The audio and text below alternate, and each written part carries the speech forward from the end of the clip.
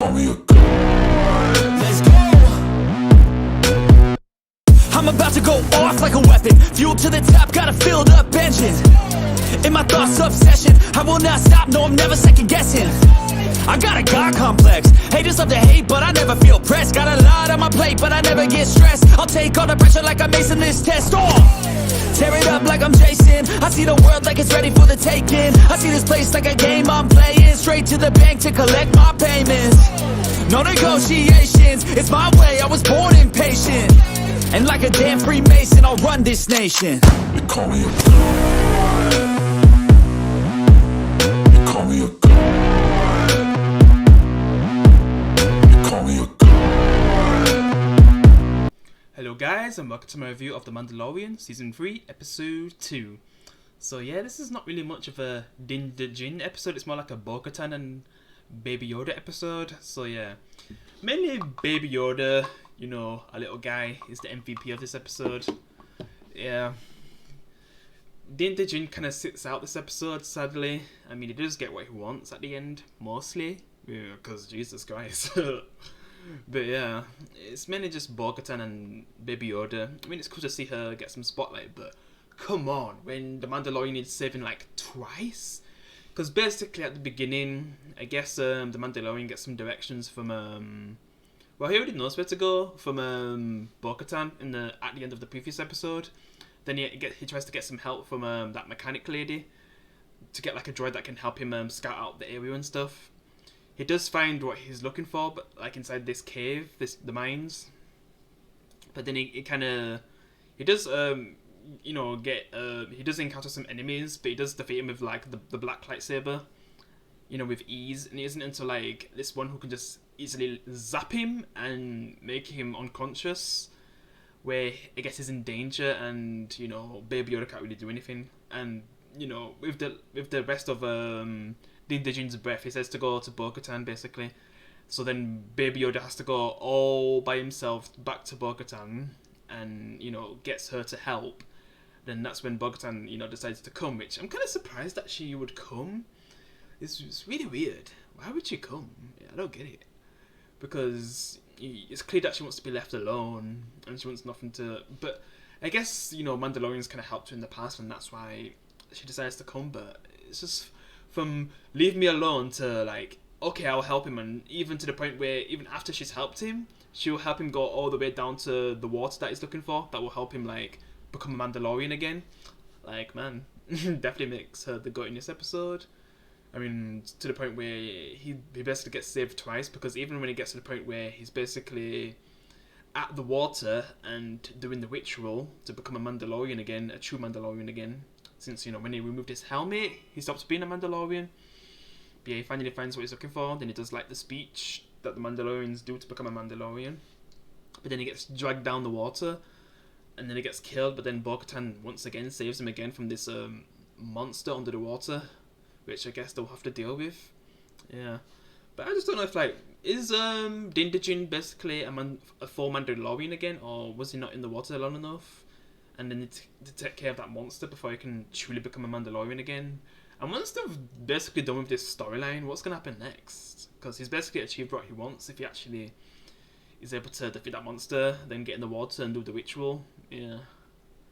Like, what happened with this story next? It's just... The problem with the Mandalorian is that, you know, the direction, like, where they're actually going to go once, you know, the Mandalorian achieves his goal. Is something else going to come up? Or is, like, Baby Yoda going to get kidnapped or something? Like, what are they going to do with this story? Like, yeah. Once he's a Mandalorian again and stuff. Yeah. Is he going to try to join the rest of his people again? Like, what are they going to do? Obviously, something's going to get in the way and he has to, like, fight against it. But I guess we'll see what to do with that. But yeah, just seeing Bo-Katan save him twice just made Din Djarin a joke in this episode. I don't know if some people would call it woke, but, you know, I just like how Bo-Katan is. Like, she's a well-written character. You can tell that she's been through a lot.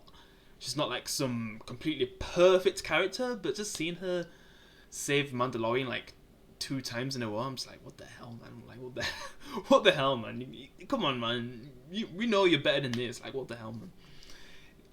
But yeah, obviously I'm a big fan of Bo-Katan. Like, I liked her in the Clone Wars show, But come on, even she kind of referenced stuff from like the Clone Wars show where the Jedi was like on her side and stuff. But come on, man, just seeing her save Din Djarin like several times, like because Din Djarin for most of the show is a badass, but then right now he's just like, what the hell, man? He was so weak in this episode, like, my god.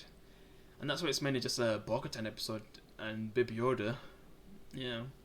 And it's really impressive how far Baby Yoda's come, and if you think about it, like, Baby Yoda's being held back by the Mandalorian, because he's just learned so much. And he basically does save Din Djarin's ass, and just think if Baby Yoda, like, decided to train with Luke Skywalker, Din Djarin would be dead by now. Like, yeah, he would have died in this moment, like, in this episode, because we actually see him lose blood and stuff from that thing that took him. But then, like, Bo-Katan comes, takes the lightsaber that Din Djarin had, that black lightsaber, and disposes of it with ease. But I guess she's more prepared. Where Din Djarin, he wasn't even sure what was going to happen. But since Baby Yoda kind of gave her hints, like, she knew what to expect, I guess. Yeah. It's just an okay episode, not much happened, yeah. And that's where I'm just like, man, I kind of wish Mandalorian had, like, flipping Andor writing, yeah. Because I'm starting to feel like, man, that had some really good writing. When you've watched something like that, I'm just like, damn, like, Mandalorian needs to step it up, and that's what I'm saying. I mean, I just don't want it to go, like, too much like Andor, because some parts were pretty boring. But, you know, it's boring for a reason to set things up, like the way how Breaking Bad does it, where you've got some slow episodes, but then it kind of builds up, like, the better episodes into, like, a huge satisfying thing that they do. Yeah, it's just The Mandalorian. It just, I mean Andor. It just didn't work because it was Star Wars. I mean, it didn't work out, you know, sometimes because, you know, it's Star Wars, man. It's not supposed to be boring. Yeah. And it's also not supposed to be bad, like Book of Boba Fett. But at least this show's just true Star Wars, but I kind of wish I had the Andor writing at the same time. I'd love for the future where we have, like, a really good, true to what it's about, you know, Star Wars show, while also having good writing like Andor. So yeah, like a mix of Andor and The Mandalorian would be awesome, but yeah, only time will tell. But yeah, just an okay episode. I didn't love it or really like it. It was just okay. Got some good stuff for Bo-Katan, but just made Din Djarin look so weak, so that's probably, like, the flaws, I guess. But yeah, guys, what did you think of the episode? Did you like it? Appreciate you can leave a like. I'll see you in the next one. Peace.